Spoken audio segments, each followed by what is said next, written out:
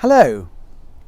This week we're going to read Dvarim, the opening sequence of the book of Dvarim, the book of Deuteronomy, which consists of a long speech, the valedictory address of Moshe, taking place over the last 5 weeks of his life, from the beginning of Shvat to the first week of Adar, in his 120th year. He spends pages and pages and the next many weeks of our Torah reading recapping the events of the desert, reminding them of the laws, introducing new laws, and preparing them for a life following his imminent death. And it begins, Eile hadavorim asher diber Moshe. These are the things, or these are the words which Moshe spoke. But there's a very obvious problem. Moshe has suddenly become a speaker. We can cast our minds back to when we meet Moshe in Parshas Shemos, the beginning of the book of Exodus. Moshe rejects his mission, he fights with God, and it mentions on many occasions that he appears to be incapable of speaking clearly. Examples, Lo ish devarim anochi. I'm not a man of words, says Moshe. He gets Aaron to speak for him. Ki chavad peh chavad lashon anochi. I am heavy of mouth and heavy of tongue, which is understood to mean that he has a speech impediment of some sort. He speaks slowly, perhaps with a stammer. Now, of course, the rabbis have noticed the discrepancy. Moshe, the stammerer, has become Moshe, the eloquent speaker. There is a midrash near the beginning of Dvarim, which understands that this is talking about relative eloquence. The first 4 books, of which Shemos, of course, is one, speak about Moshe from the perspective of the divine. Relative to the divine, he is ineloquent, unable to speak.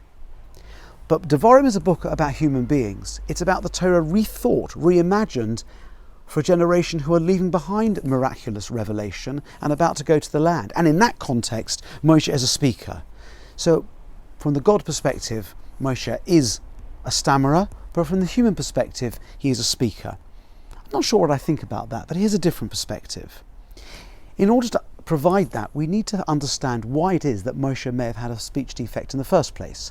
Of course, there's a midrash that you may know, that he's in Pharaoh's palace. Pharaoh is suspicious that he may have delusions of grandeur and subjects him to a test in which we want to see whether he'll take the coals, burning coals, or diamonds, because Moshe has just grabbed the crown from Pharaoh's head and Pharaoh is worried. So, according to this midrashic story, Moshe reaches out for the diamonds and an angel knocks his hand, he takes the coals and he puts them on his mouth, burning himself and providing him with a lifelong stammer.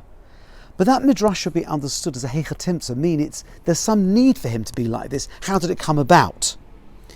The Run, one of the great medieval philosophers, offers a quite prosaic explanation.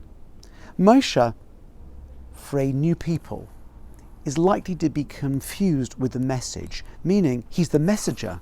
But because he comes with the message, because he speaks in the name of God, there is a concern that people who are undeveloped will confuse him with God himself.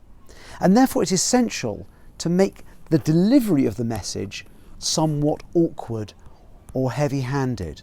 So Moshe ends up being unable to speak well to ensure the integrity of the message and the realization that he cannot be the source of the message, but he is the messenger, i.e. to ensure that the people who are relatively new to this religion business as they leave Egypt remain capable of distinguishing between God and Moshe and don't conflate the two.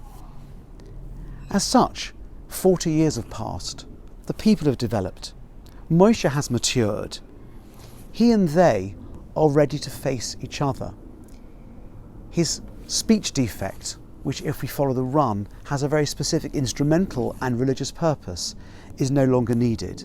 So as he stands to give his great valedictory speech, reminding the people of their strengths, weaknesses, and preparing for the future, he's able to speak once more. The message and Moshe have really become one, and it no longer matters because they understand that Moshe is the speaker on behalf of God and therefore can speak clearly.